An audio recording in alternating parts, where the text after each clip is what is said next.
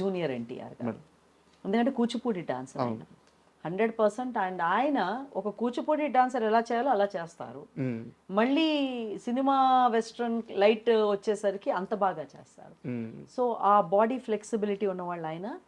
అట్లాగే definitely this inspiration I take from movies.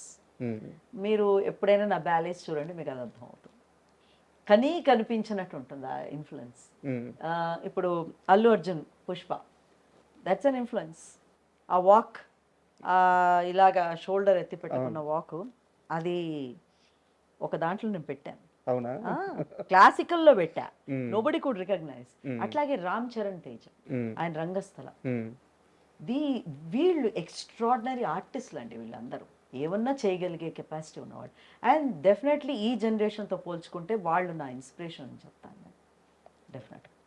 అయితే నా దగ్గర ఒక ఇంట్రెస్టింగ్ క్వశ్చన్ ఉంది. ఇది మిమ్మల్ని ఇబ్బంది పెట్టాలని అడగట్లేదు కానీ, బట్ నాకు ఒక క్లారిఫికేషన్ కోసం అడుగుతున్నాను. మీరు గతంలో కొన్ని ఇంటర్వ్యూలో మాట్లాడుతూ ఇక్కడ ఎవరైతే ఇప్పుడు మన ఇండియన్స్ కానీ లేదా మన తెలుగువారు కానీ ఎవరైతే ఉన్నారో వీళ్ళందరికంటే కూడా బయటికి వెళ్ళిపోయిన వాళ్ళే ఎక్కువ మన సంస్కృతి కానీ మన పద్ధతులను కానీ పాటిస్తున్నారు. ఒక రకంగా ఇక్కడ ఉన్న వాళ్ళకి దాని విలువ తెలియట్లేదు అన్నట్టు మీరు మాట్లాడినట్టు గుర్తు. నేను కరెక్టేనా? నిజమే. ఎందుకంటే నేను అమెరికా, యూకే అంతా చూశాను కదా, ఇంక్లూడింగ్ ఇస్లాం కంట్రీస్. ఎవరైతే తెలుగు వాళ్ళు ఇక్కడి నుంచి వెళ్ళారు, నేను తెలుగు వాళ్ళ గురించి మాట్లాడాను, ఓకే, మిగతా ఇంకే భాష వాళ్ళ గురించి కాదు, వెళ్ళారు వాళ్ళు మేబీ జాగ్రఫికల్గా మనం దూరం అయ్యామను మన దేశానికి, మన నేటివిటీకి. వాళ్ళు ఎక్కువ సంప్రదాయాలు